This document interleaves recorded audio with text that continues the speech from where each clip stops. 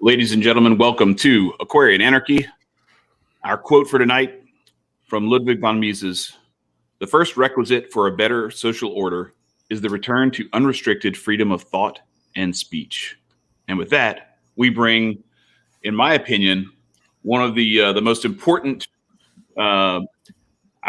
purveyors of this type of free speech and free thought, and actually just free coverage of news events and things like that. Ford Fischer joins us. I'm Chad. You see Marcus and Nico down below. But Ford, we really appreciate. I want to get into to what you do, because I think it's really important, long form, end-to-end coverage of events. And but I want to give you a chance to kind of explain, to start us off, like why you do what you do and why it's so important. Sure. So my name is Ford Fischer. I run a news outlet called News2Share, which is sort of primarily on social media, but it's a website as well. And basically what I do is I go to events, and to the extent that it's possible, I try to live stream political activism events from beginning to end, so that people have the both live access to what's going on, as well as the context for every shot of my reporting that comes out subsequently, right? So the problem that I see in the mainstream media, beyond the fact that it's so sort of commentary heavy, like it tells you what to think as opposed to just, giving you the information to let you think about it. But the fact that it's often very, very incomplete in terms of what they actually show you from something, right? So they cover something that happened all day, and then you end up seeing someone behind a desk who was not there, and they may not be lying about the event per se, but the images that you're seeing are just sort of wrapped up like a package that's on a loop or whatever. And so it's incomplete, and you don't see the context of every shot that the news outlets provide you. So in my case, after events, I put out kind of summary reels that show you highlights of situations that happen.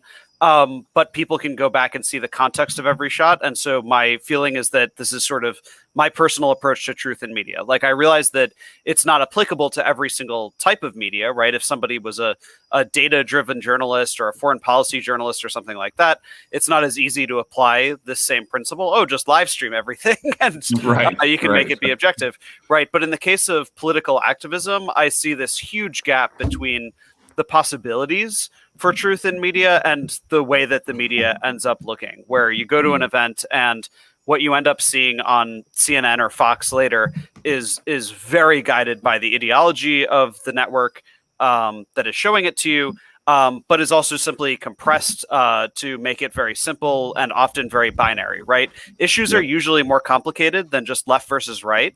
And all of the mainstream media, from the kind of American center left to the Fox News sort of center-ish right, like these, all of these different news outlets basically play into the concept that there's two teams, right? There's red team and blue team, and those teams believe opposite things on these subjects, and nobody can think anything outside of the bounds of that pretty limited kind of Overton window.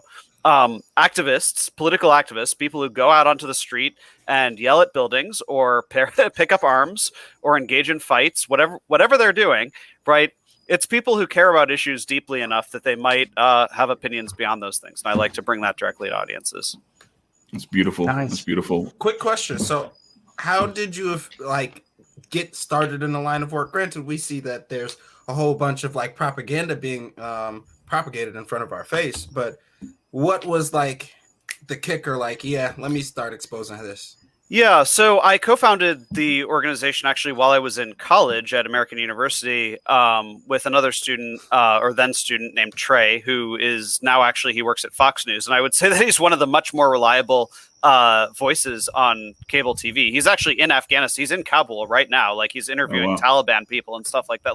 Crazy coverage that you would just not see on any other network. But in any event,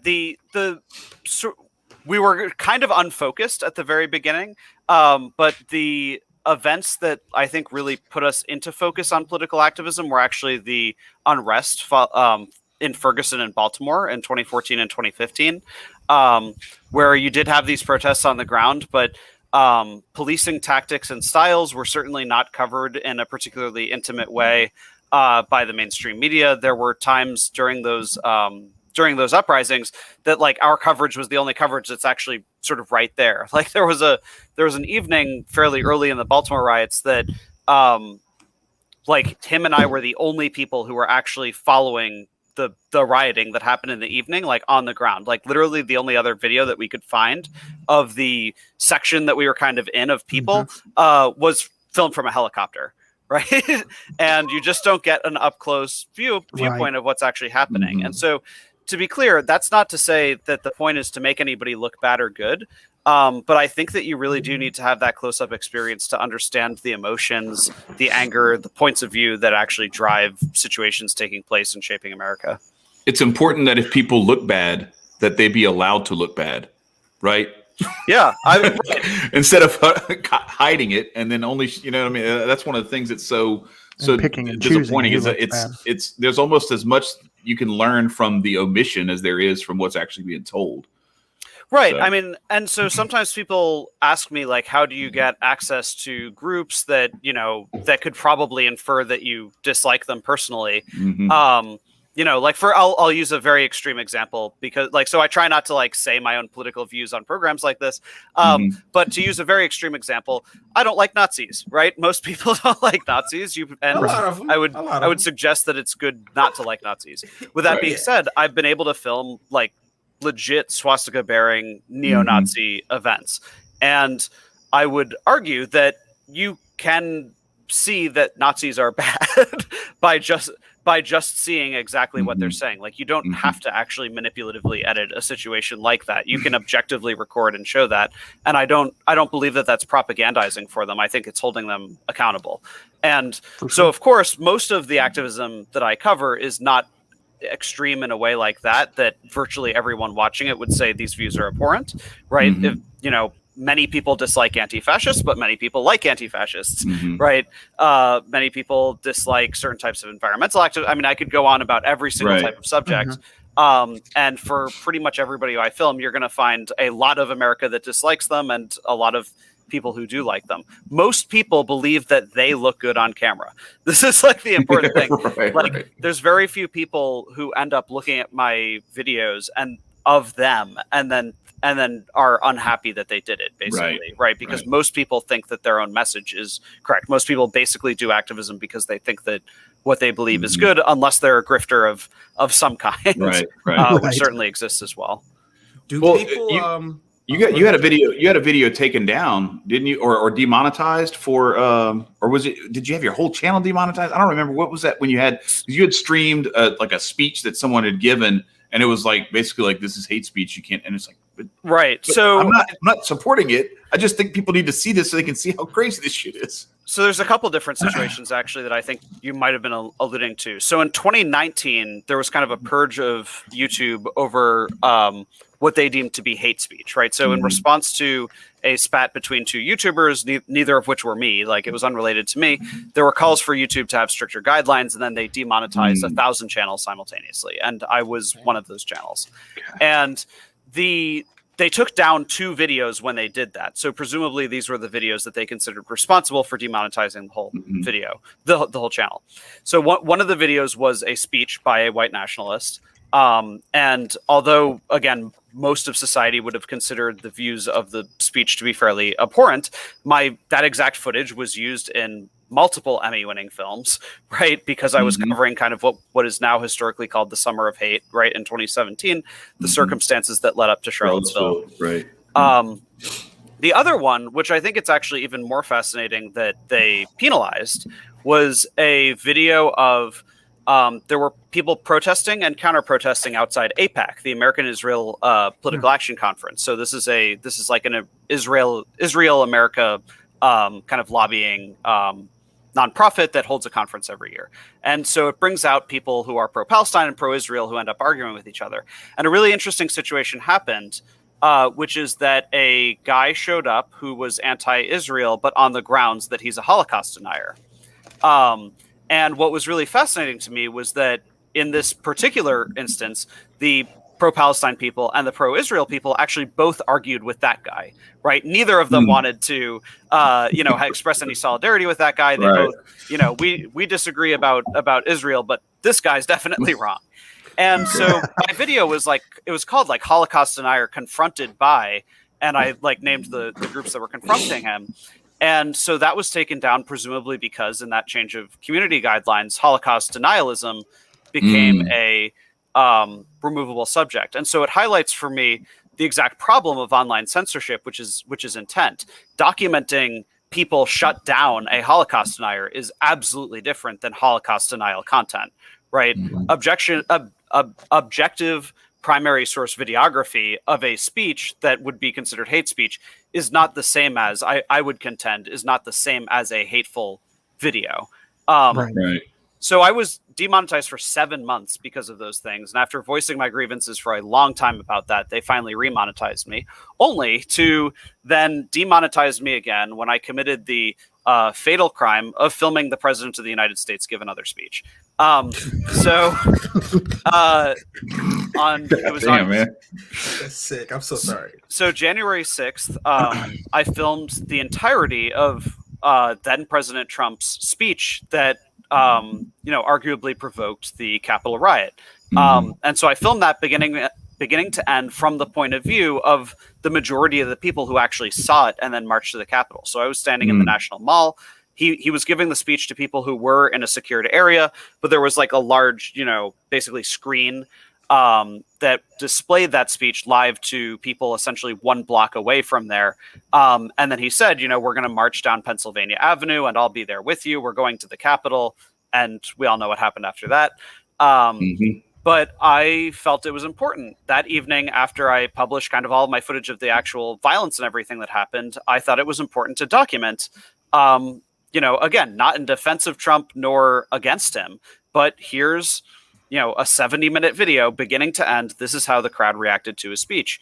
And it was on the night the night before, the House delivered the articles of impeachment to the Senate, which reference moments essentially captured in my video, that YouTube took down that video and demonetized the channel accordingly.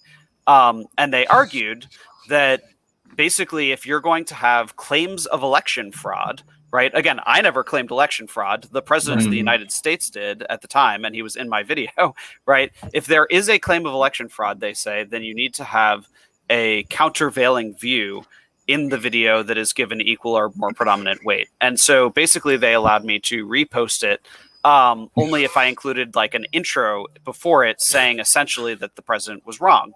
In my mind, this undermines the point of primary source journalism, right? The whole point of what I do is that I don't want to be undermining the people who I'm filming. I want people to be able to criticize them by just looking at it and not based on what I have to say about it. So I was very careful in the way I worded it. I was like, YouTube is telling me to say that, blah, blah, blah, right? But I mean, the level of strict, I know that I'm kind of going on and on about this. No, it's fine. One more this example. Is what we want. Yeah. There was, so 2 weeks later, exactly 2 weeks after January 6th, now President Biden was inaugurated. And there was very, very little protest activity in DC. They locked down all the bridges. They made it really impossible to even enter DC. So there were almost no protesters. But I did find one of these kind of Christian extremist groups, it wasn't Westboro Baptist Church, but if you're familiar with them, very similar. God hates, pejorative word for gay people, that kind of thing. And so people were yelling at those people, and it didn't turn violent. It was words exchanged. And there was a really interesting moment in which there was actually ostensibly a Trump supporter who was yelling at these far-right people, at these far-right religious people. And the guy said, and I quote, correct your hate, correct your hate, correct your hate. I still believe that the election was stolen, but you, sir, are preaching the wrong form of Christianity. Oh, wow. So Nice. It was interesting because this is somebody basically saying, I am also against Biden, as you are, but I think that this form of Christian extremism is wrong. I think that's interesting, right? No, it's very nuanced. YouTube suspended me for a week because I did not repudiate his claim that I still believe the election was stolen, but right in the context of what he was saying, it was a minuscule reference to the election. It was obviously framing him, in place. And when I argued with YouTube about this later, and I was saying, how can you not view it as there having been countervailing views? He was in an argument, right? Like, Right. he's arguing with somebody. The every single view other than his is a countervailing view. And they said, well, no, you didn't repudiate his specific claim that I still believe the election was stolen.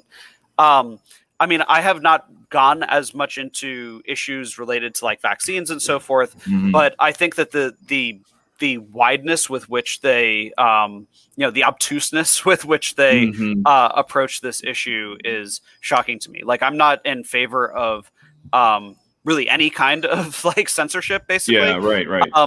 But I think that the drastic like inconsistency of how it's applied, which I think is largely based on like automation, it's dangerous. Like in my mind, these sorts of situations show why there has to be like just a more liberal or allowing viewpoint, like on the part of YouTube and these other big tech platforms. Well, and even just on the subject of like election fraud, I mean, Jesus, we spent 4 years relitigating the 2016 election as though we had an illegitimate president for that whole time. And I should have told YouTube he might have been talking about the 2016 election. Right, exactly. You know what I'm saying? Or the 2000 election, or the 04 election. Like it's so crazy. Like this stuff it's always it's a thing until it's not, or it's not a thing until it is, depending on who's in charge or who gets to make those judgment calls. Let's see. Did you have a question, Marcus, before we? Yeah, I actually more of a comment. But one of the things that I find interesting about this is that,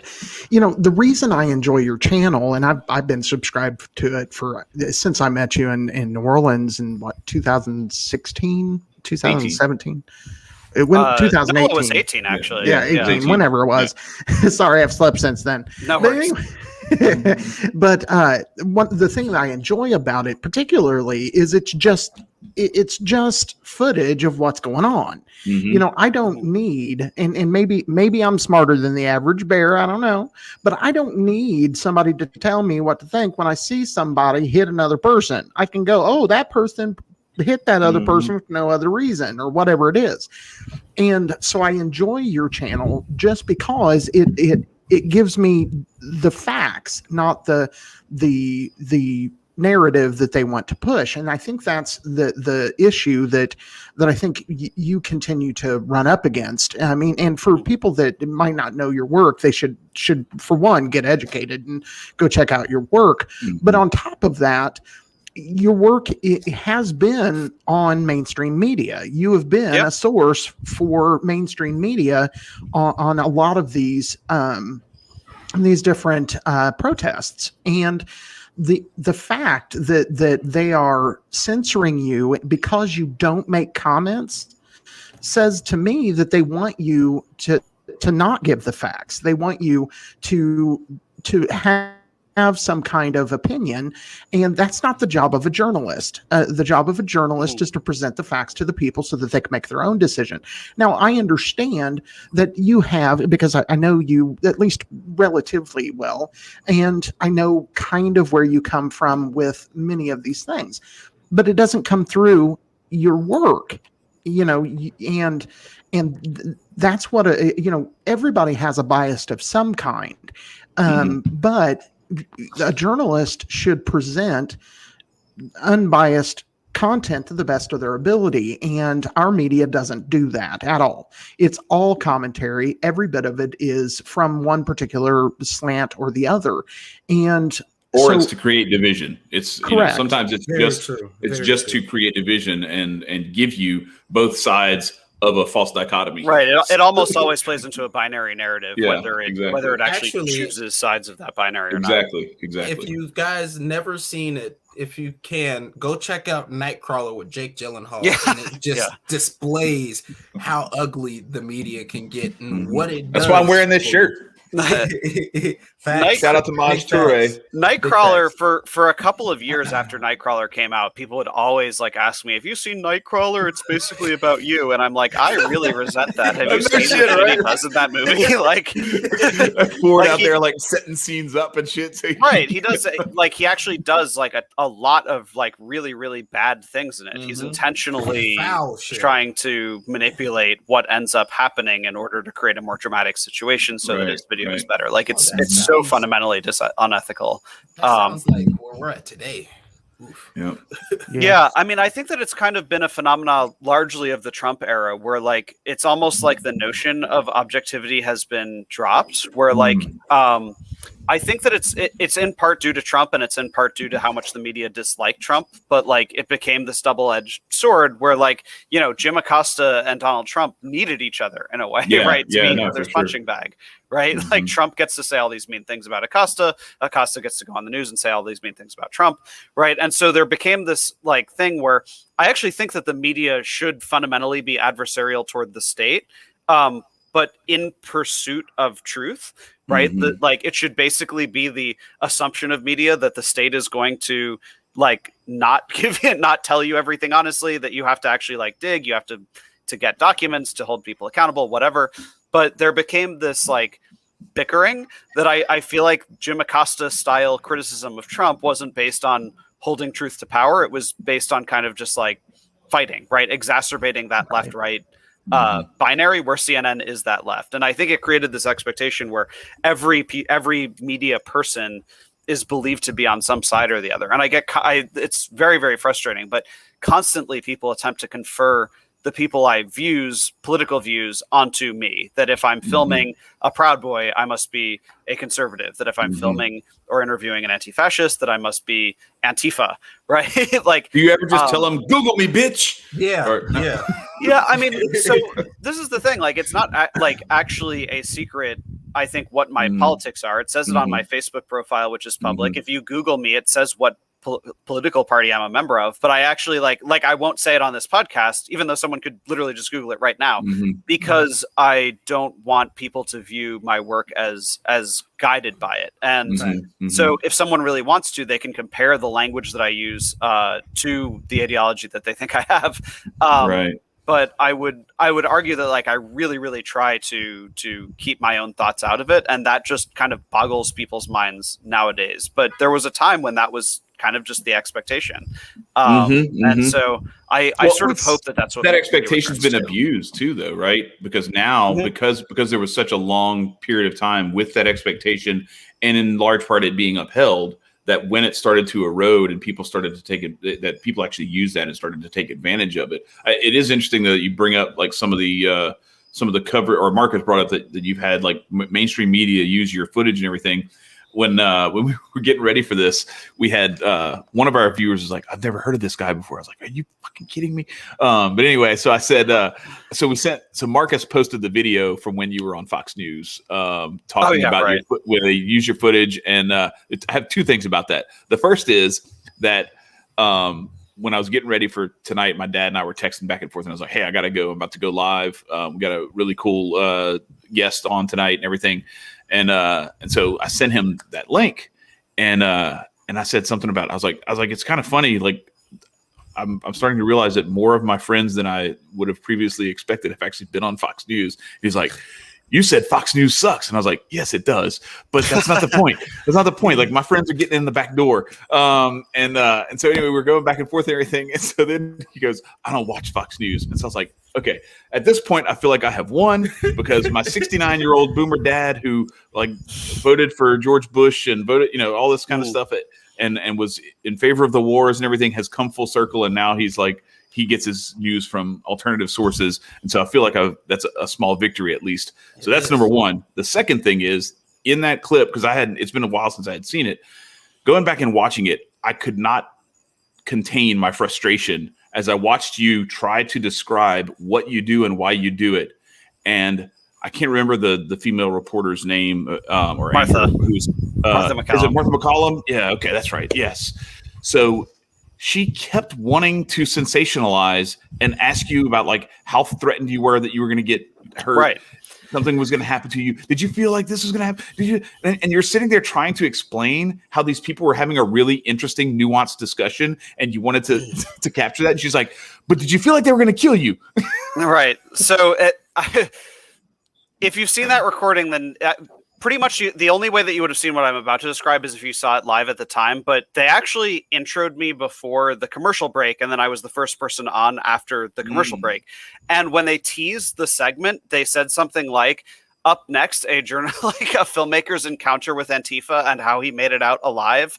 Like I remember like when they said that, and I'm like sitting there with the earpiece, like hearing how they're introducing me. I'm like, this is how this is going to go. Yeah, okay. I mean, so it is true that a person basically threatened me at that event, but like my live stream of that event was 2.5 hours long. There was a situation in which windows were smashed and literally there was a dumpster fire. Like a dumpster was set fire, and and then as I was filming that, someone threatened me, and I backed off, and like that's fine. I appreciate that Fox News invited me on to talk about that, but they definitely were motivated to do so. I think they wanted a voice to come on and say, Antifa bad, Antifa scary, all that kind of stuff. Right. But there had been other political voices of both the right and the left that were physically present there. And so for me, it was actually more interesting to see, like, there were members of RevCom, the Revolutionary Communist Party, who had been debating with a group that's called Resist Marxism, right? So you have people who at their core, they identify as anti-communist, and then people who actually do literally identify as communists who are arguing with each other. And I think that that's fascinating. And I also think that that kind of conversation does not make it onto cable news, right? Cable news shows there was a fire set, there were windows smashed, a guy got threatened, and that's sort of what they want to talk about. But people debating over like property rights does not make it onto cable. Right. And I remember actually pointing that out because she was saying, why do you do what you do? And I was describing the importance of filming those things. And I said something like, and the cable news sometimes is only interested in it when the windows break. And I didn't say and I'm criticizing you. Right. But that's kind of you want to get invited again. Yeah. But I mean, and they haven't. Fox News hasn't had me on air. They've certainly used my footage plenty of times since then, but they haven't had me on to talk about events since then. I think in part because I'm not willing to either be there. Like they invite on. This is mostly a criticism of maybe Tucker Carlson, but they either invite on like a strong right wing voice, or they invite on just the most goofy leftist that they can find, so that they can make fun of that person, make them look like a weenie, right? And then and then have the anchor feel really good, and the audience feels like they can cheer on the talent. I try to actually just tell people about what happened, and it probably doesn't play beautifully to either side's ears. Which is the way it should be. And, my wife and I were having a conversation tonight about this conversation we're having now. And one of the things that she brought up that I think that I'd like to bring to you is you have an interesting perspective because, I'm largely here in Indiana. It's not like I've not been, I met you in New Orleans. So it's not like I've not been other places, but I have a very limited window at what's going on. I don't trust anything that any of the media puts out. Anything in mainstream media, I immediately think it's got to be propaganda. Even if it's true, they're manipulating it. So for me, I think you present an opportunity for people because you see on the ground things like what you're talking about, people actually having a conversation. Recently you covered Magnus's In the Damn Wars events, and part of that purpose, and we've been proud to be part of that purpose, and that is bringing people together to help free the world.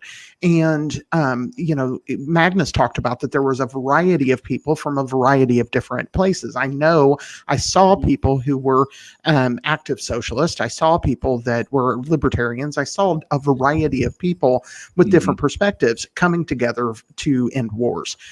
Do you see more of that, or do you see more of the division?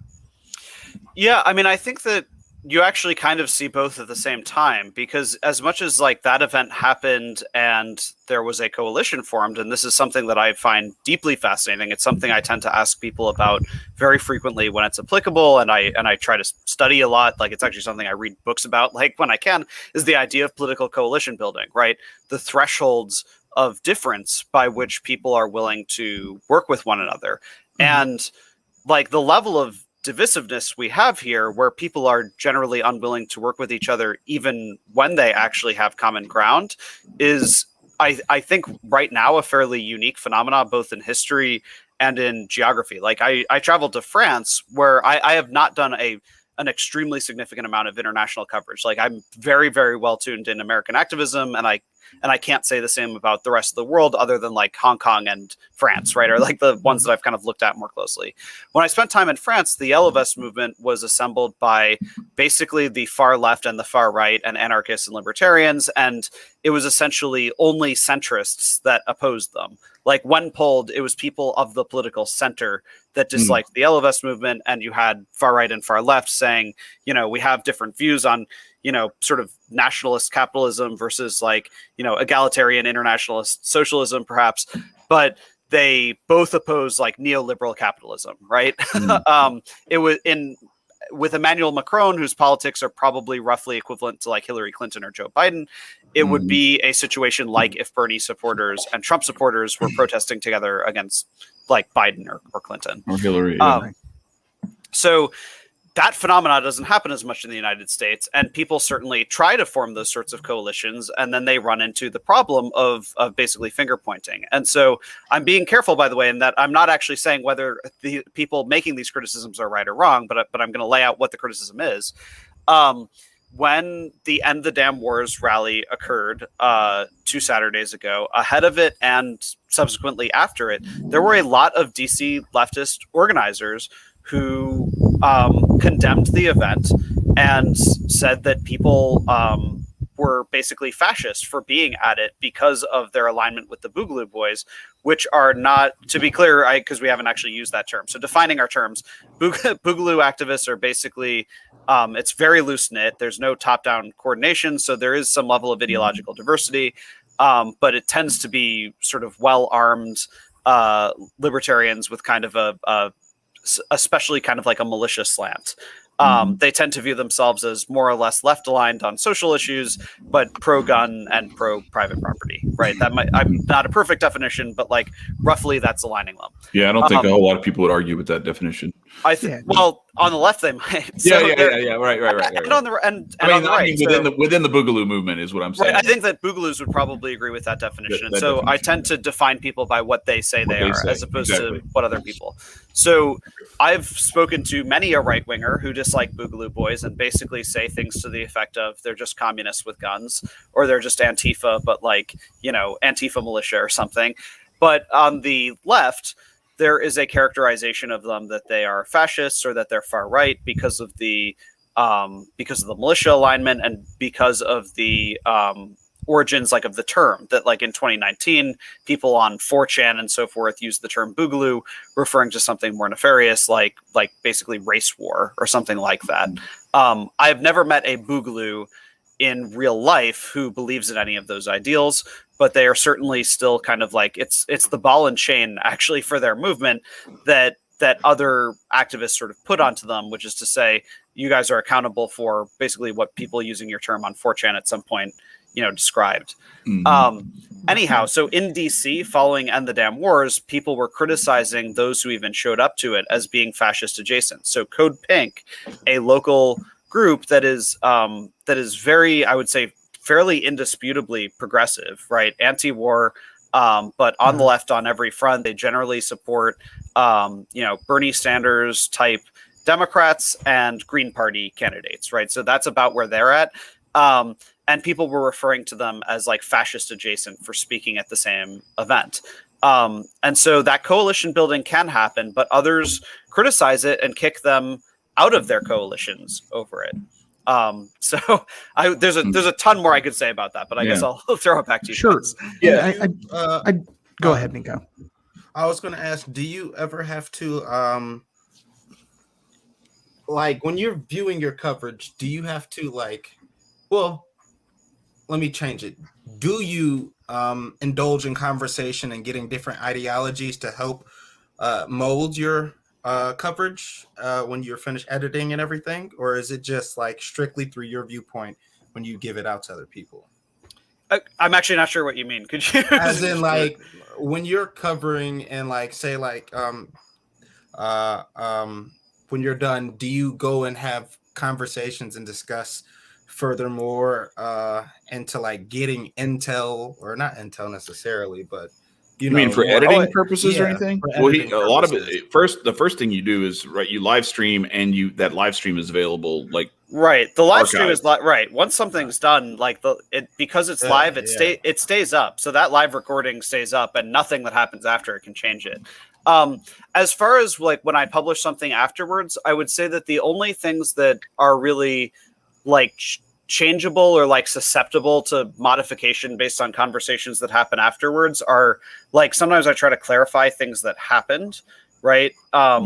So I'll give an example from Saturday, which I think you probably want. It sounded like you wanted to talk about anyhow. There was the individual who was caught at the Capitol who had a concealed firearm, and it turned out that they were a federal agent. And this was a person who came wearing a mask and sort of ostensibly participating in the event. Someone apparently told the police that there's a person with a gun.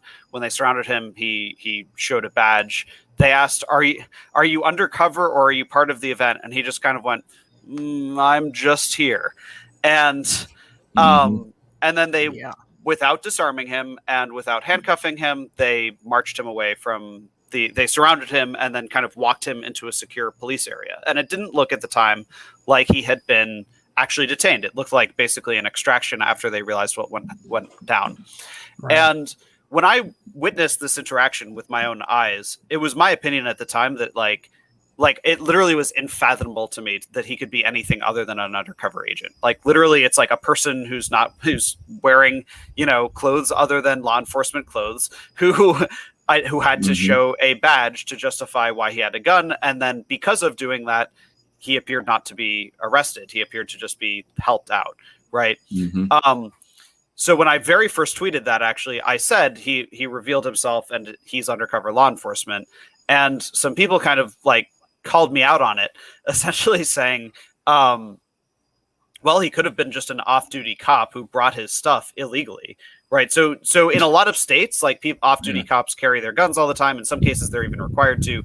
DC is not one such place. If you come from out of state, even if you're a cop, like you would have to get like a special permit to carry a firearm in DC. So especially on Capitol grounds, that is the case. And so they never later on confirmed nor denied that he was an undercover agent. At first, they released a statement saying that they had charged a man with a gun, and they didn't say his name, with carrying a firearm on Capitol grounds. And they didn't mention the fact that he's law enforcement whatsoever. And then it was only through on the condition of anonymity comments to the Associated Press that basically it was described that the individual was with the Customs and Border Patrol, I guess, but out of New Jersey. So he was a federal agent based in New Jersey who showed up at this event, and they still never really clarified what his intentions were. And then the U.S. attorney didn't pursue the charges anyway. So they charged him theoretically at first, and then they uncharged him promptly. And so I would still say that, like, it is certainly not even remotely disproven that he is an undercover agent, but another possibility exists. And so all of that to answer your question, breaking the law and they let him. Right. So to be clear, like there are two options, and one of them must be true, and it is impossible that both are true. Which are that right? Like he either was an undercover, or he was breaking the law. Like those, like it had to have been one of those two things. And the charge was dropped without explanation. So, like, people can, I guess, evaluate what they think of that situation. But I guess it's an example of when people pointed out to me that technically there's another possibility.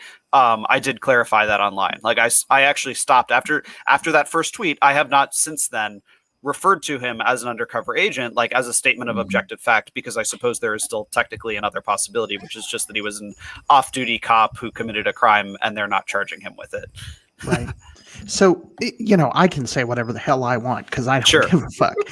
and for me, for those that are watching this and are like, oh, there was an undercover cop. If you have a group of any kind that is 20 or more people, assume that at least one person is a undercover cop. Please do that. You may not. Maybe that everybody's cool, but assume. that at least one person in your group is that. A perfect example, talking back to Magnus, the group that supposedly was going after, what was it, the governor? I was just about to mention that, yeah. Okay, go ahead. I'll let you do that. Gretchen Whitmer in Right, Michigan. so the alleged kidnapping plot against Governor Gretchen Whitmer, they had to, in some court proceeding, it basically came out that like roughly half of the people involved in the planning of that were either like a federal informant or agent, were people with pre-existing relationships with the FBI. So yeah, I mean, I think that basically militia groups in general, especially basically anybody who the government would view as potential violent extremists. There's a specific vocab word actually. There's it's ideological violent extremist or something. There's a CVE. Now I'm forgetting what the C is, but in any event, that these groups are always going to be infiltrated. And so again, we don't know that particular guy, whether he had pre-existing relationships with anybody, whether that was his intention. Again, people have posited on the other side of, it is possible that a Border Patrol agent is just a pro-Trump dude who wanted to show up and participate at this thing and decided to bring his badge and gun, and it was a crime. That's also technically possible. But yeah, I mean, I think that it's an extremely hard thing to document, and I think that from my own perspective, it's an extremely rare catch, right? It is not common that you manage to actually film somebody show a badge when they had presented themselves as something other than that, right? I saw one video actually out of New York City that was like this, where there was a guy who was as the Antifa march was going by, there was a guy wearing all black, and he was standing at the street corner. It was very much how do you do, fellow kids? And someone kind of called him out and started arguing with him.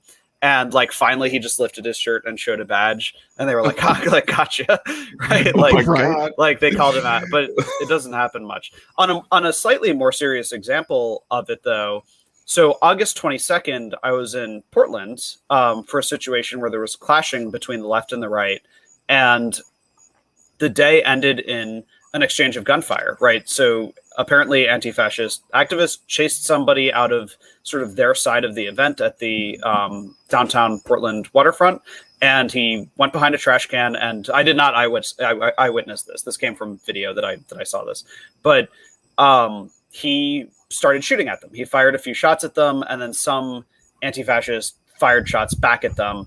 That person got away, but the shooter, the original shooter, there's video of the police confronting and arresting him, two of them in plain clothes. One of the cops who comes up and arrests and is involved in the arrest is wearing all black head to toe and just no face mask. So what very obviously happened is that was somebody who was amidst the Antifa crowd dressed as them. And then, when a shooting happened, that guy pulls off his mask and takes out his gun, and voila, he's a cop. But so that it's definitely, I think, an omnipresent factor at any event like this. Mm-hmm. Sure. Tread with care, people. Right. And for sure, but, and that isn't, I've done a fair share of my own protesting, aside from the stuff that I've done with Adam. I've done stuff here in Indiana as well. And it's just about awareness. And, what your footage should show people is that these people exist. And, you can think I'm a nutbag, and then I'm just, blowing this all out of proportion because I hate the government and this and that. And you'd be right. But, but at the end of the day, you can usually tell who these people are because they're usually the one who is urging others to commit violence, to go over the line, to move past ideology and just get into hate. And so how we combat that, in my opinion, and I'd like your opinion on this as well, how we combat that is by being completely and totally as ethical as we possibly can, as peaceful as we can, in embracing our own ethical core so that we can't be misled, so that it is much more difficult to get you to throw a Molotov cocktail because you're like, my kids might get hurt, those kinds of things. Would you agree with that? And would you like to comment on it?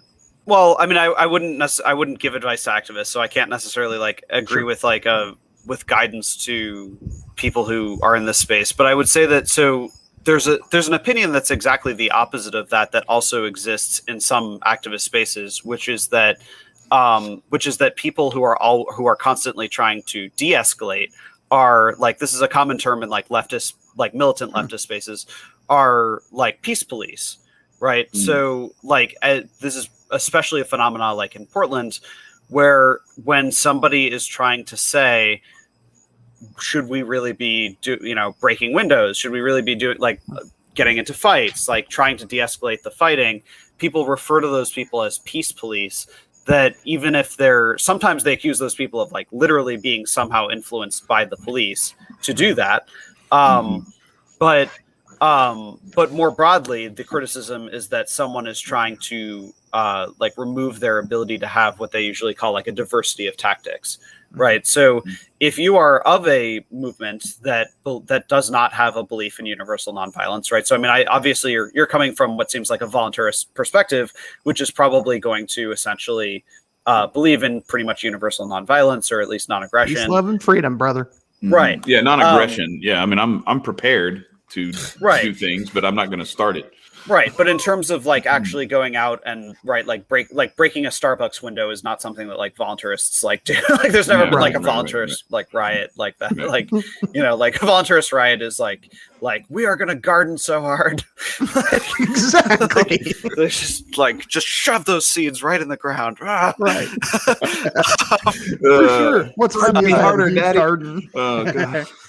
So I mean, this is also an example that I could cite of this would be I spent about a week in Minneapolis. I wasn't quite as close to that community as some other journalists who have been, but they have, armed kind of protectors at a lot of their events, where people basically, who are, ostensibly somewhat aligned with the events are doing armed security and then de-escalating the situation.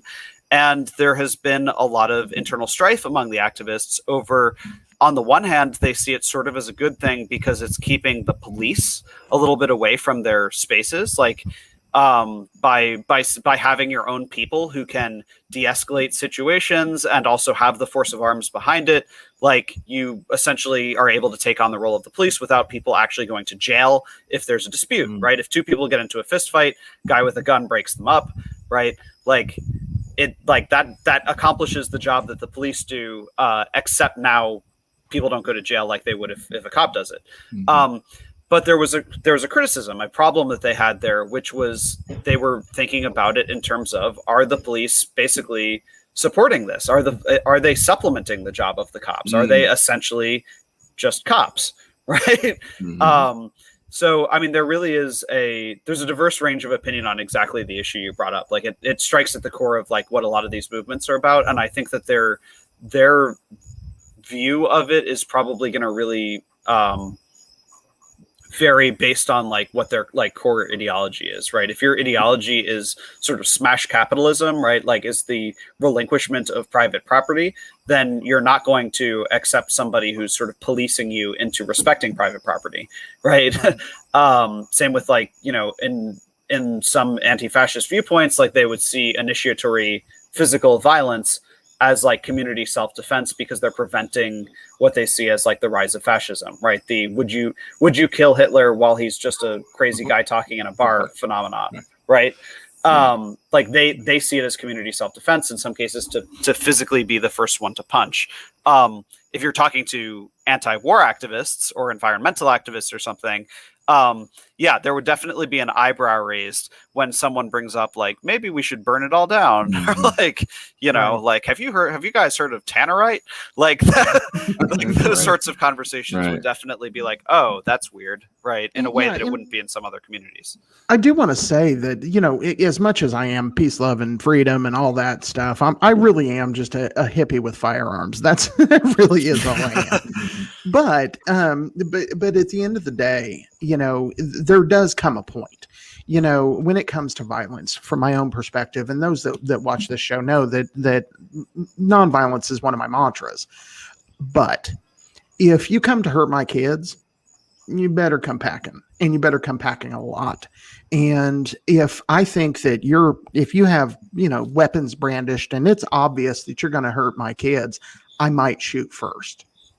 So to me, you know, we have, which would still be self-defense. You don't have to literally wait until you're shot until you are shot. Like, you don't have to like have a hole in your body before you're allowed to defend yourself. I mean, according to any political tradition, I don't think.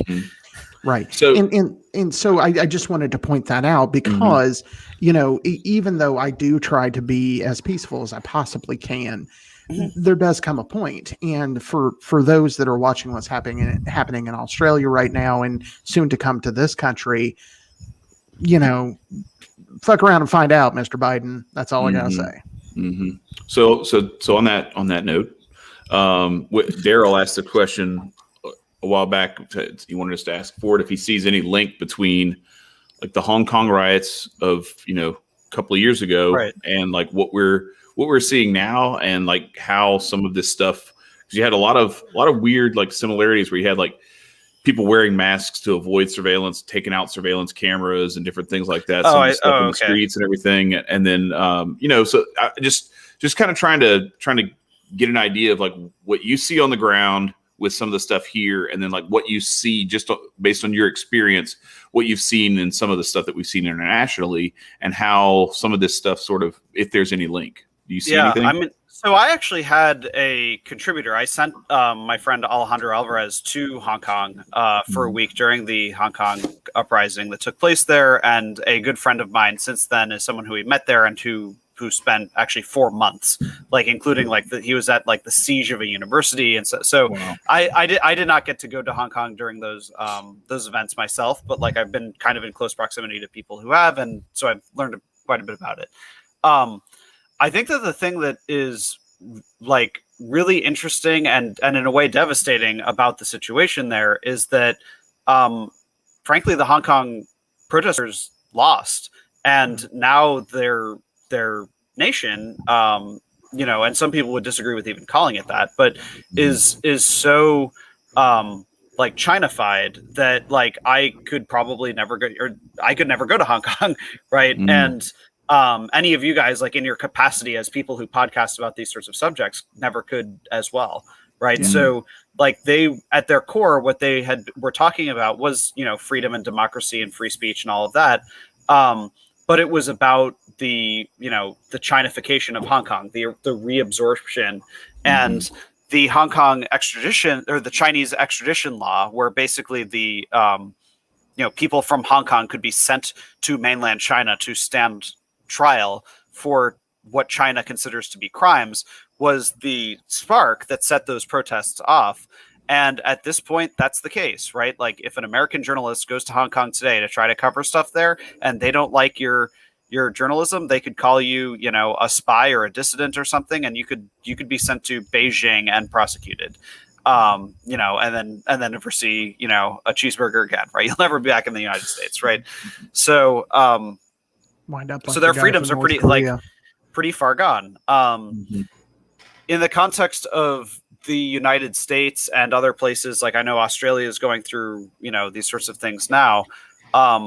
It's interesting because I think that as opposed to China, where the direction of Hong Kong was always supposed to be the reabsorption into China, like that was official Chinese policy, was that Hong Kong was always supposed to sort of come back.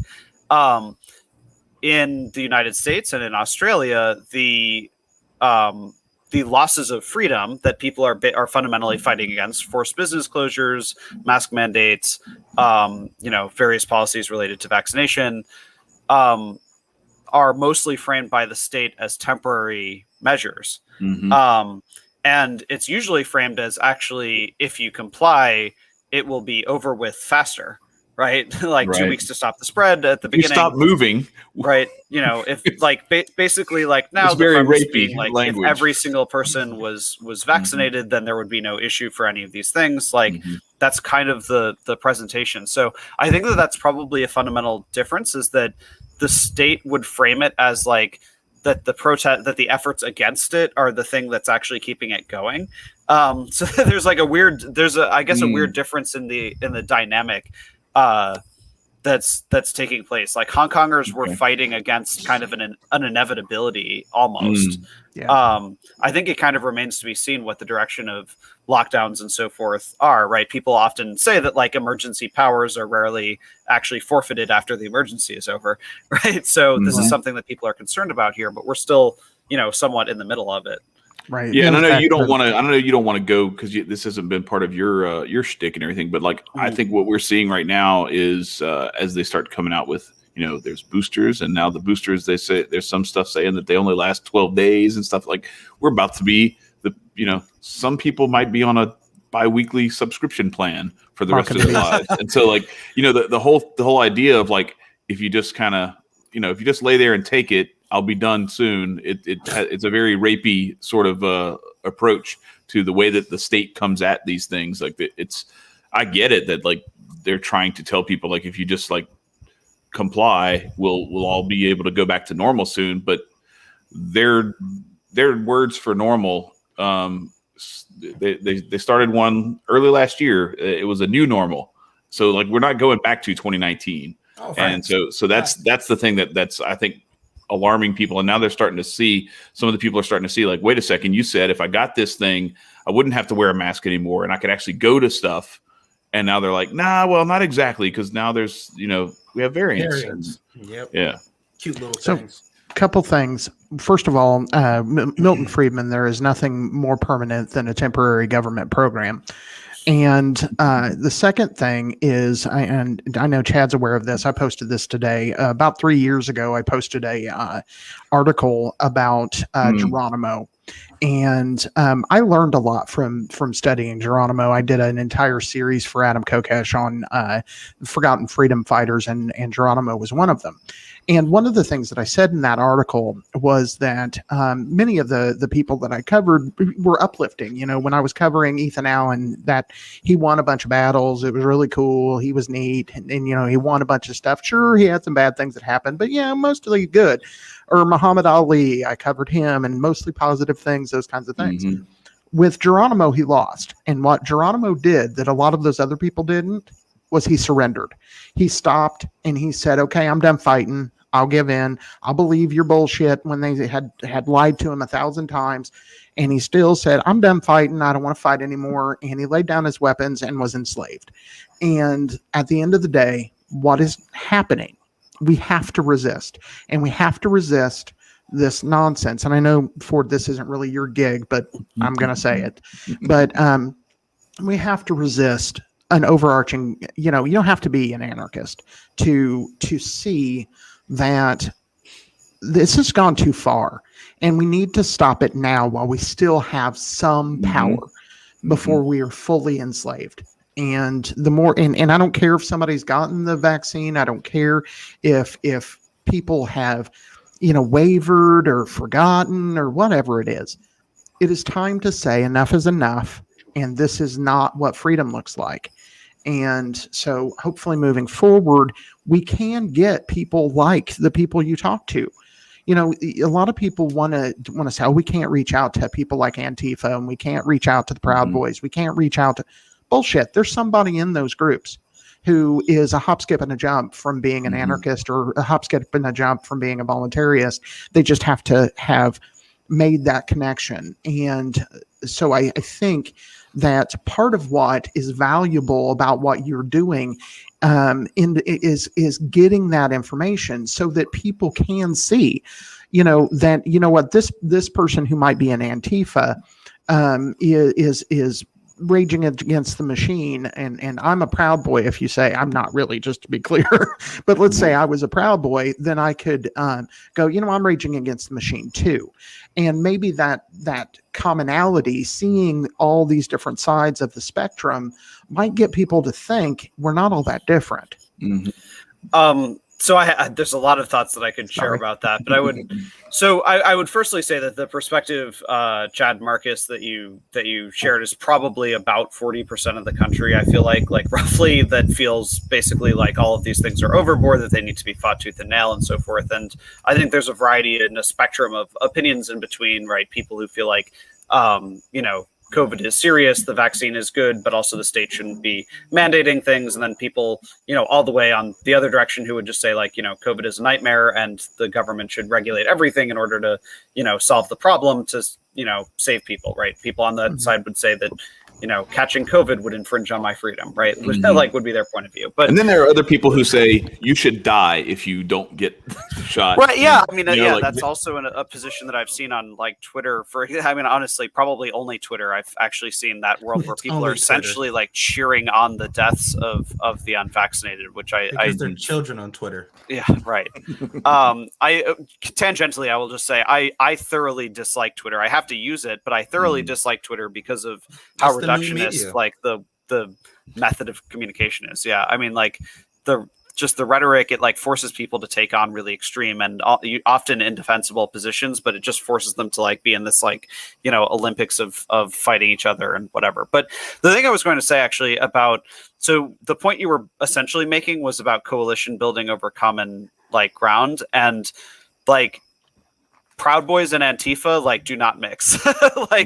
That anti-fascists define themselves primarily by their opponents. A mantra among them is where they go, we go, right? And so the people who they consider to be their adversaries are what they sort of frame themselves as about. So they will never form those political coalitions. They spend actually quite a lot of effort trying to prevent coalition building among leftists with people who they view as essentially outside of the left, right? I mean, I would say almost universally anti-fascists who are aware of the boogaloos try to reject boogalooism, right? How to kick boogaloos out of your spaces. I've literally seen flyers about that kind of thing released by Atlanta Antifa, for example, had specifically made a document about basically what to do if a boogaloo is at your social justice event, as a negative, right? How to kick them out. Right. But the other thing I was going to say that's interesting is the evolution of political coalitions in 2021. So it for the essentially 2015 through 2020, Trump was the political issue, right? It was a single issue thing, and vaccines and business mandates, medical freedom, and so forth were tangentially connected to him. But basically, it was pro-Trump, anti-Trump, and then there were some other voices that mix in different ways, and obviously the boogaloos don't neatly fit into that. But for the most part, that was kind of the framing was Trump aligned or not Trump aligned, and in the time since then, anti-fascists who majorly recruited based on the Trump is a fascist narrative, they still consider their primary enemy to be the successors to the Trump movement, right? The MAGA people haven't gone away. They're still the enemy. The far right hasn't gone away. They're still the enemy. For the MAGA people, though, their identity right now can't be based on a former president. It is to some extent, but they have largely been coalition building with anti-vax, vaccine choice, anti-business closures, all of that kind of stuff. And so particularly actually on the West Coast, there have been a lot of these, keep schools open, don't mask our kids, et cetera, type events. And those have caused, the Proud Boys and other kind of far right groups to show up among them. And then because of that, anti-fascists show up to basically fight those groups. And so you have a weird situation where people calling themselves fighting for anti-fascists are, well, I'm not going to say that, but yeah, I am though. It's and you can. There's fascist policies coming down from the government and from the coalitions of corporations and the state that is right. Anyway, so this is a criticism. It's a contradiction that people see in it that has come up enormously, like when I've published about this, when I published video of primarily I have a freelancer in California who's filmed a lot of these events where anti-fascists are, counter protesting and in some cases physically fighting people who view themselves as physically fighting against the state. And so it's like, is Antifa kind of ipso facto supporting the state? Like, is there some kind of contradiction there? It's hard to talk about in a way because they are not fond of media in general, right? Anti-fascists usually, because of their non-hierarchical organizing structure, they don't like the idea of having spokespeople. They often have an opinion that media is an extension of empire. Like, in my view, media should be in direct, sort of conflict with the state. Not that it always has to be like fighting, but that like there's a natural conflict between like the state who holds authority and secrets, and then the media who's trying to get the truth to inform the people, right? Like, in my mind, that's the conflict. But in anti-fascist ideology, sometimes they view it as, right, the media is an extension of the state. Right. Yeah. Like, it's like a very, very different worldview. I think that's a fair criticism because when you have a corporate funded, state that and a corporate media that often is cheerleading for the state, depending on which side, you have these different sides, and they kind of take turns kind of choosing this false dichotomy to can be actually, true. I would submit that it shouldn't be true. No, it shouldn't be true. And it's not inherently true. It's true in practice because the mainstream media has basically become like just echoers of state narrative, right? That they just show the press briefing, right? That they just tell you, well, the police said this is what happened, right? Like that they're echoing the same people are signing all of their checks. That's why. Right. But they're not I would say that it's not intrinsically true. Like, it shouldn't be true. Like by definition, in my mind, the state absolutely. Well, that's why it's important that you do what you do, because you are, and I have to appreciate and I have to recognize this while before I forget. But like the fact that we've said some of the things that we've said, and that you said, I'm not going to say that because because I see that you're on the ground with people, and you see. And you actually get a peek behind the curtain of like what some of these folks are really about. And you aren't in the business of trying to mischaracterize people or to paint people with any kind of broad brushes or anything like that. You're just out there to, right. But I'm saying, but I appreciate it's important for people like Ford to exist, who will not take sides on that stuff and who are just going to say, look, this is a criticism that I have heard.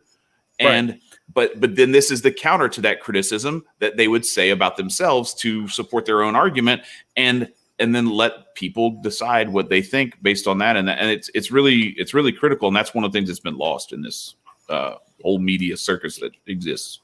Well, also, what people have failed to remember is that like what you've said earlier, the media is kind of supposed to like rebut the state. It's like the media would be, if you will, our jester. The jester is somebody who sometimes brings the news, but is also something to prevent like a yes man kind of thinking. Everybody is kind of stuck on this yes man wave, so therefore they will always follow, oh, well, that sounds scientifically correct, and I think I'm going to believe it, instead of having that idea of there's always two sides. That's what media portrays the two sides, but it doesn't portray both sides on a single unit, therefore being heavily biased.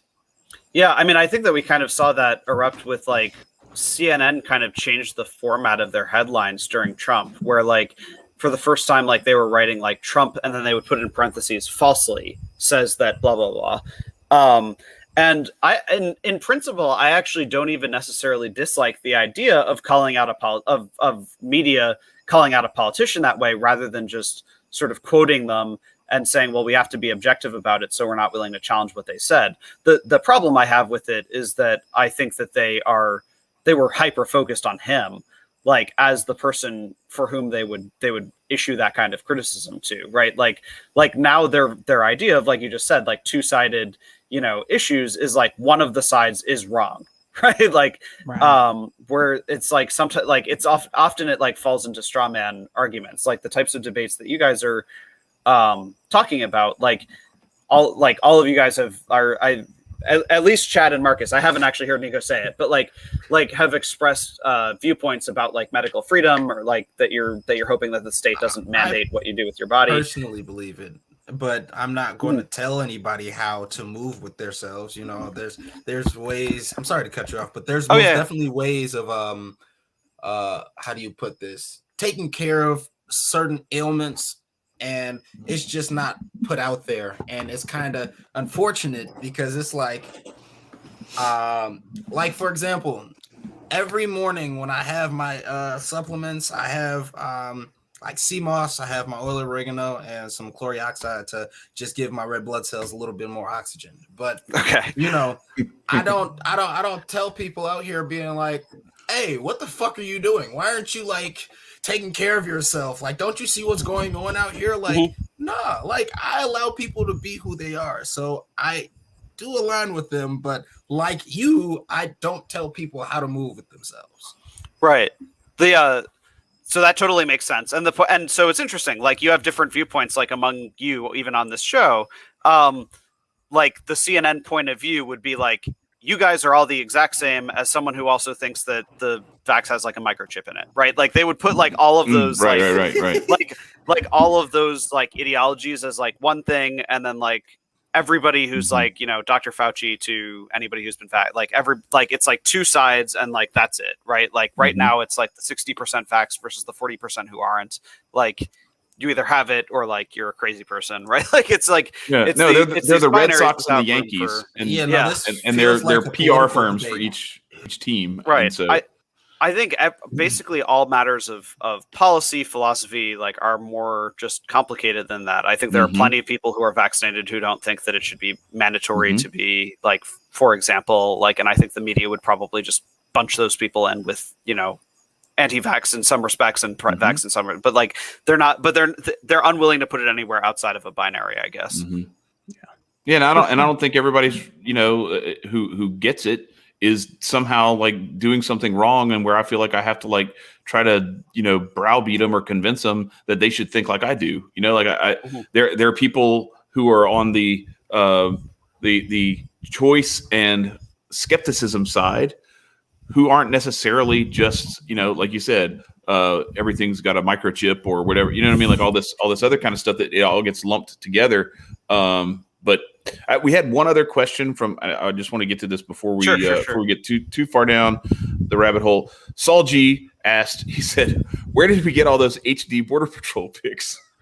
It's a very interesting question, because like we have these pictures and they're like really, really high quality pictures of people getting, you know, wrangled by horses or men on horseback. That was bullshit. I'm going to say it now. That was staged. That was bullshit. That was dumb. That was like a little bit over the special edge. Like that was so slow.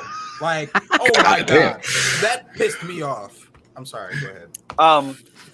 To answer the question, so it's funny because I actually, like, just last night I was talking to another journalist about basically like if we were to go to the border to try to document things, like what would that look like? And so I mean, people can do, it's usually like so first of all, you could just go yourself. I mean, you could literally just go to the border and photograph and film these things, and there are people who do that. Usually it seems like the method that most of these journalists are doing this is that they have some kind of contact within Customs and Border Patrol. And so then they find somebody to basically somehow shadow, embed, whatever. I have no such contact, right? So like I don't actually have like if I showed up at the border, like I'd basically would just be doing that like dry, like I'd be just starting from nothing.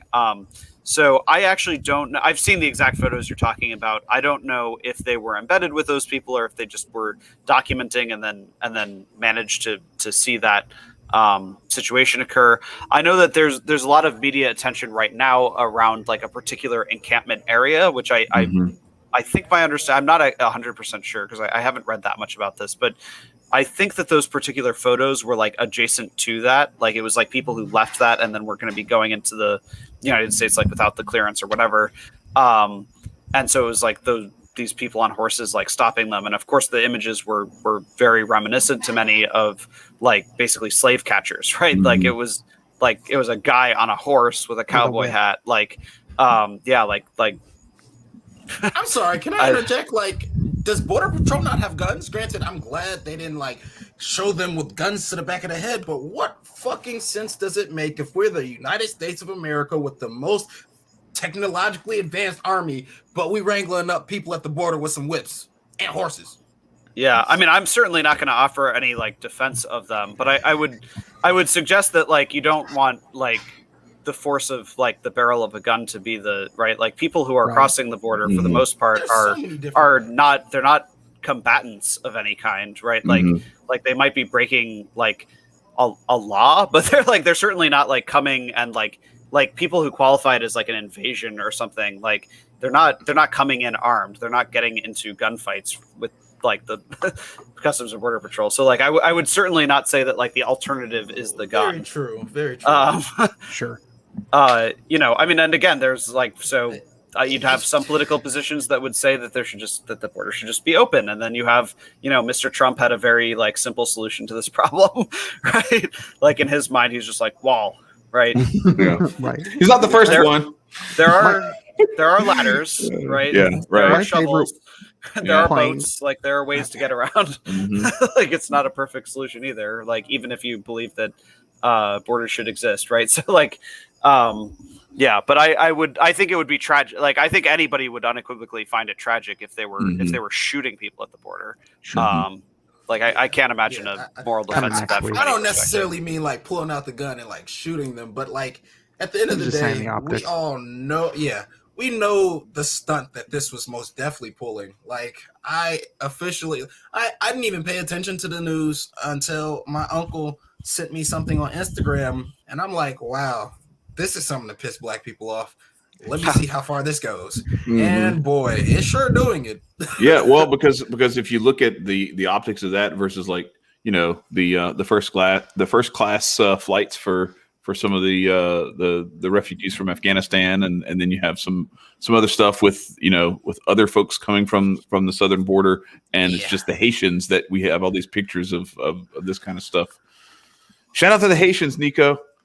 Yeah, I mean, just as an example of how the media like kind of presents things as binaries, like on that front, a news story that came out today on NBC, I tweeted about this in a kind of challenging way for people, but Biden is looking for a federal contractor to take over the possibility of storing as an overflow migrant facility, detention facility, migrants at Guantanamo Bay, right? Like, I mean, like I can't imagine. Like, and this was an NBC. Sometimes story. Like, you have to think the like Onion wrote some of this shit, right? Like, It's like it was a dumbfounding story to me because not because I don't believe it. Like it perfectly sounds consistent with like Bidenism, like in my mind, right? Like, listen here, Jack, you're going to get Mo, right? Like. Rope 'em up, that was actually pretty good. You didn't stutter enough, but that was pretty solid. But I mean, I think that the thing that's interesting about it, right, is like if Donald Trump, like honestly, like if Donald Trump either running for president or like as the president proposed like, hey, I've got an idea for what to do about migrants, let's send them to Gitmo, right? Like that would be this would like people would be like there would be riots. There would be riots everywhere. Yeah, and I mean, I would say that for most people, they would say justifiably so, right? Like people did protest heavily over over Trump, and even during Obama, I filmed people have protests against Obama, who they called the deporter in chief. But it was mostly like very progressive people who were past the Obama administration on progressivism, right? It wasn't his own side criticism like that.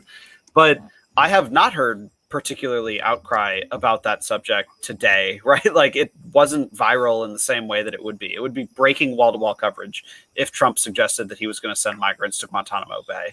And it's not. And so like the thing that I wrote on Twitter was I said, like, you know, Biden supporters, like, would you react differently if it was Trump who did this? And Trump supporters, if you are critical of this, do you think that you would actually be equally critical if it had happened when it was your president? Yeah, the answer to both those questions is neither of those people are going to be intellectually honest, period.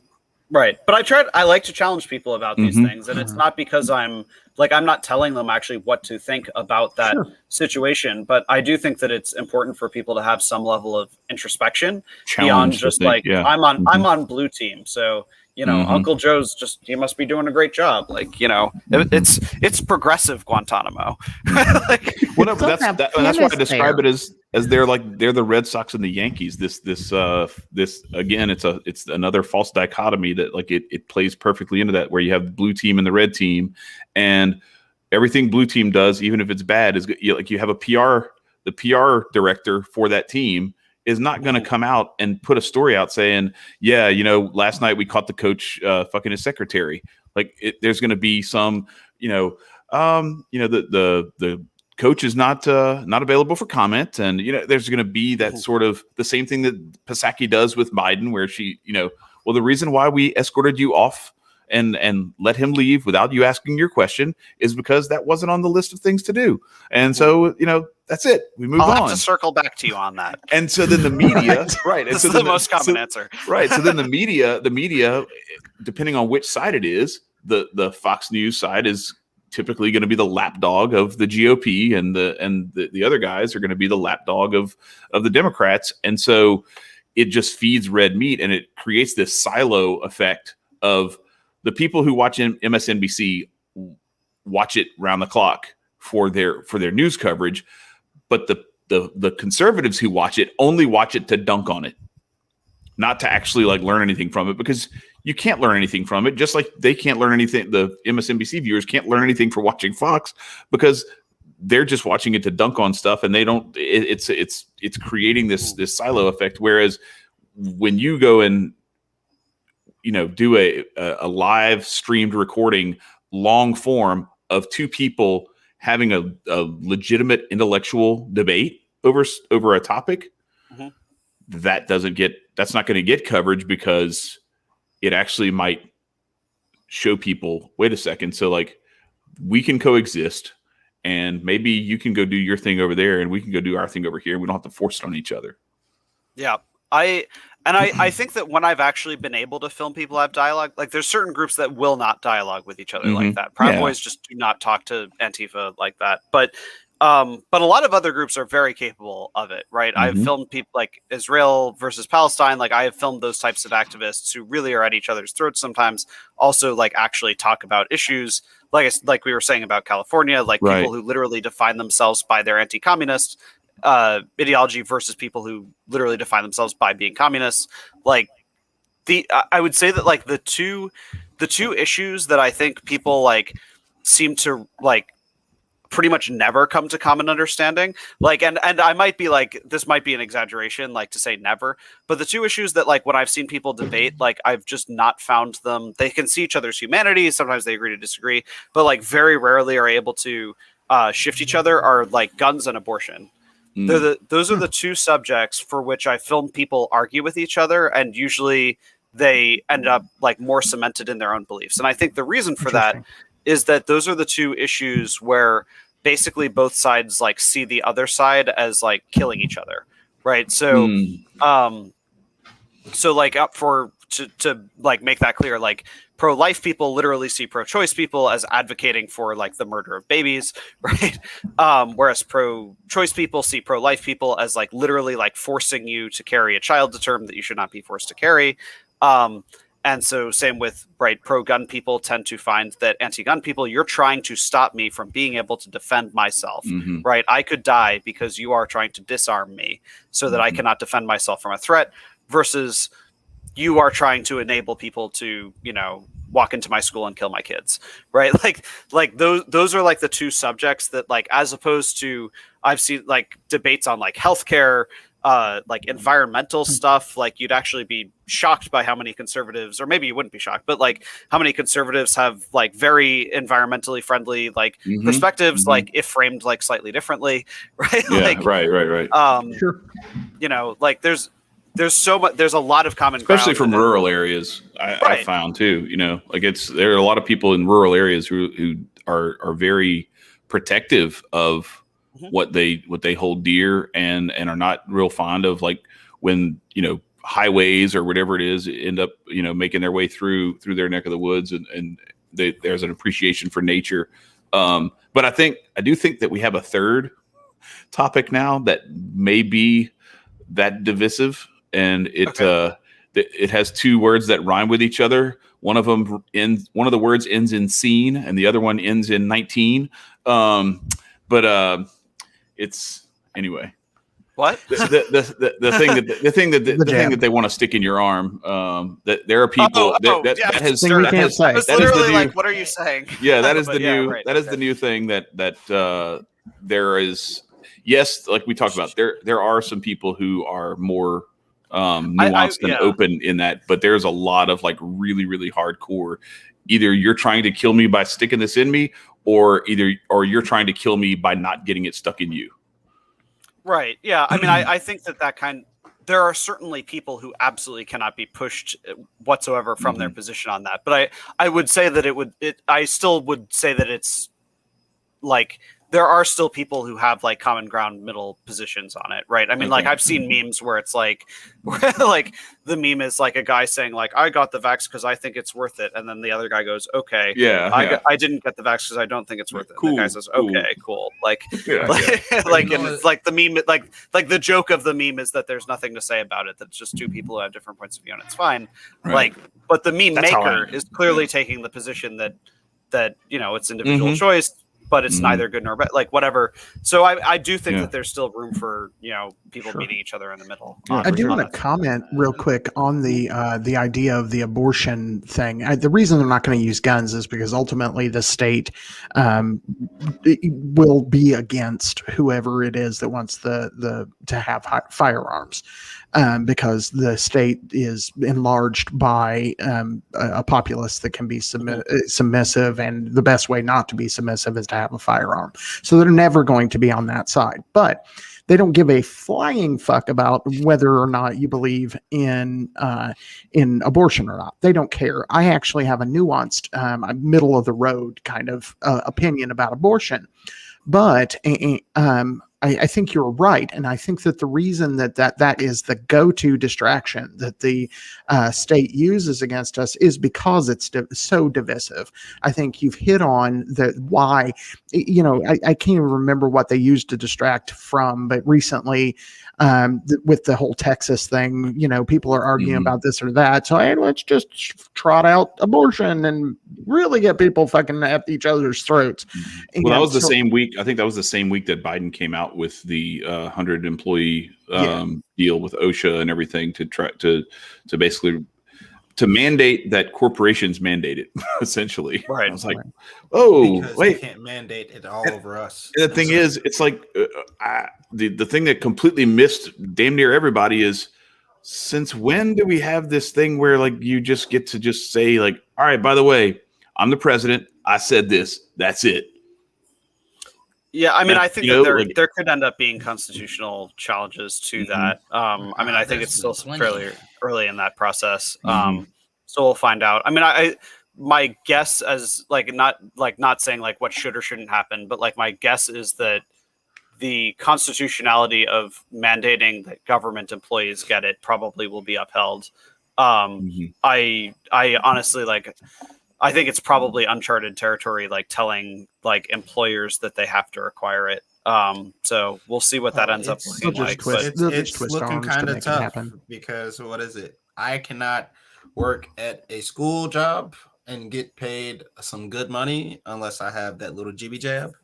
So it's working its way around. I don't think not all employers are going to be okay with it, which is great, which is beautiful, because there's always two sides to a coin. I just personally believe that everybody should just mind their own fucking business and go do some laundry. Like go fold some laundry. Like everybody needs to understand like their personal choice and like how they move about things isn't destined upon somebody else because they feel some type of way. Like, let's just take it to kids and parents. It's as simple as that. If a child does something that a parent doesn't like, damn, the parent's going to act, sure. But then when the child gets older and has common sense and the parent doesn't like what the child is doing, the child is a grown fucking individual, therefore has their own conscience and able to move how they choose to move. I don't get how this is such a difficult concept to grasp for people. You move differently because of your experiences and things you go through in life, but that doesn't mean that because I've had those experiences, you have to abide by what makes me feel better. Right. I mean, this is this is kind of like choice as the center, right? Like absolute opposition or absolute mandate of something, and then like, you know, it's interesting because like essentially anarchist positions are considered to be like extreme, but like in the case of like literally talking about something being required versus something like not being happening, like it's a middle of the road position actually. Mm-hmm. Mm-hmm. Oh, kind of funny though. Actually, instead of well, when driving in Chicago, you'd see like up on the borders, like stay safe and get the jab. Now, instead of that, they use a play on words. They say, keep your kids safe, and keep them in the back seat. And like, I'm just driving and I say back seat, but oh, y'all are some slick bastards. I see the word play because we all know to keep our kids in the back seat. Mm-hmm. Who puts their kids up in the front seat unless like they're struggling and things of that nature? But that's not something that you're really going to be focused on, especially if you've got things plastered all over the world or all over Chicago saying this, that, do this, do this, do that, do that. It's kind of funny how they don't say it directly, but they kind of insinuate it like with a heavy head nod. What do you mean I'm confused. I don't know. Am I the only one who doesn't understand the backseat vaccine? It's very keep your kids in the back seat. They've been trying to push this little jab on the kids, and it's like schools are funny. So like actually my siblings are able to go to school, and I don't know how the whole parameters work, and I haven't heard them like with any issues with the jab. I mean, some of my set have it, some don't, so I don't know how that plays out, but the play on words is what I was saying. Like Illinois is crafty, so how it's how it sort of rhymes. It rhymes, or maybe I'm just like crazy. Yeah, I don't know. You might have your tinfoil kufi on too tight, man. My bad. You got to get. I'm sorry, but so I want one more before we start getting close to wrapping up. This is Patrick wanted to say, he says, thank you, Ford Fischer, for doing what you do and remaining neutral. There's only a few of y'all out there, and it's awesome. I agree wholeheartedly. And the Countess of Monte Cristo says, awesome combo. Great to see Ford Fischer on here. And that I agree with as well. I also do have to get going soon, but a very quick comment on the word neutral. So I appreciate the sentiment of the comment. Thank you. Just very quick comment that I would make about it is that I actually try not to proclaim neutrality, but my objective is like objectivity. Yeah, and right. The difference between those two things, good difference. Yeah, is that like neutrality is, I think, what like when CNN throws on, so like we have a right-wing political commentator, or they would say right-wing, but like a conservative political commentator and a Democratic one, and they're going to argue. And so like what you're left with is like truth.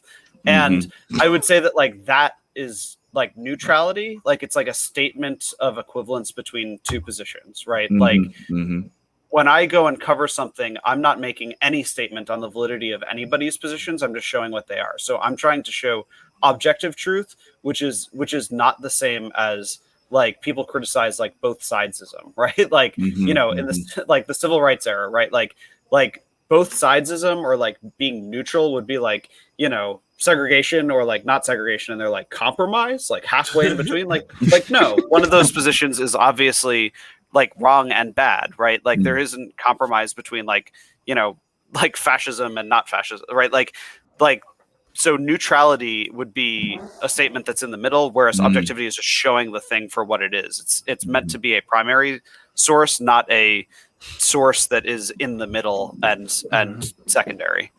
Yeah, and it's a shame that you've gotten in any trouble at all for actually that being what you do, because that's it seems like that has been the thing that's gotten you in the most trouble, is that you haven't done the neutral thing by giving some little BS comment beforehand, you know, that to preface the thing, instead of just, I was just showing, look at this so you can see it. And I come from the school of like, even, and I don't know how you don't have to comment on your take on this, but you said something way at the beginning of this interview about how there are some things that when YouTube was cracking down on certain types of speech, and that there may be like an objectively good reason for that. I kind of come from the school of thought of like, let people speak, let people tell on themselves, because we can all go look where we want to look and we can avoid what we want to avoid. But by silencing that stuff and pushing it down into the underground, I think you actually harbor and facilitate and exacerbate like an extremist sort of, because you let this stuff go without any sunlight.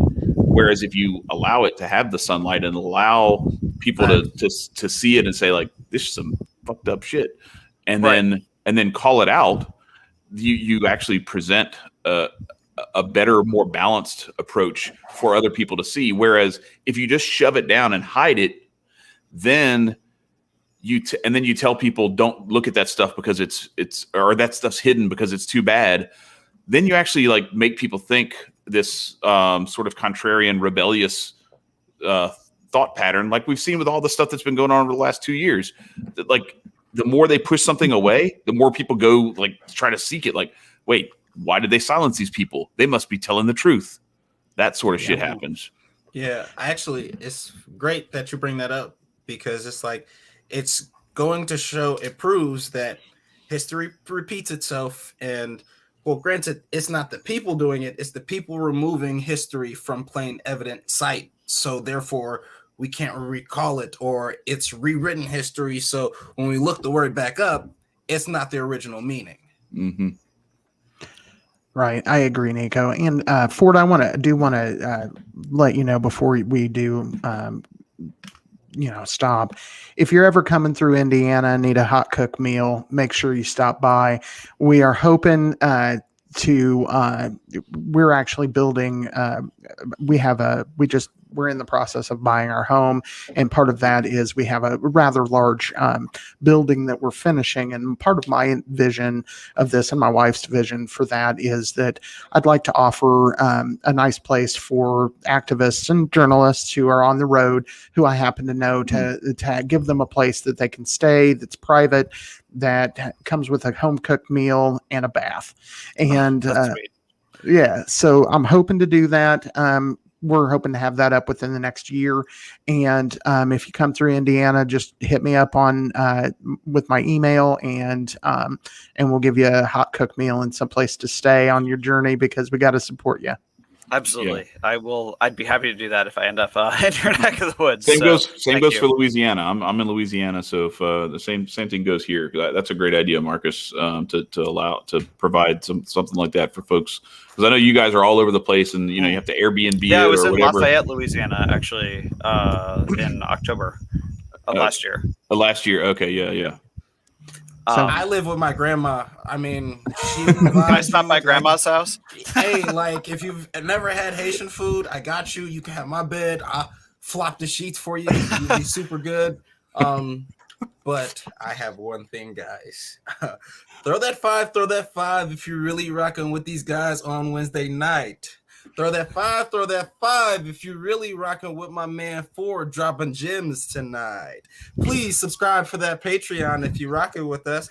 Go check out my man Ford, because he's got all the real news coverage. And thank you guys. Oh, that was awesome. Good shit, Mark. Good shit, It's a great closeout. And all of Ford's links are in the description as well. So go down there, support his work. News2Share. It's great stuff. There's some legendary shit in there in his treasure trove of archives. You if you haven't seen his stuff before, you would probably recognize it because you have seen it before. You just didn't know it. Right. And we appreciate you coming on here tonight. Marcus, you got anything else to wrap up with?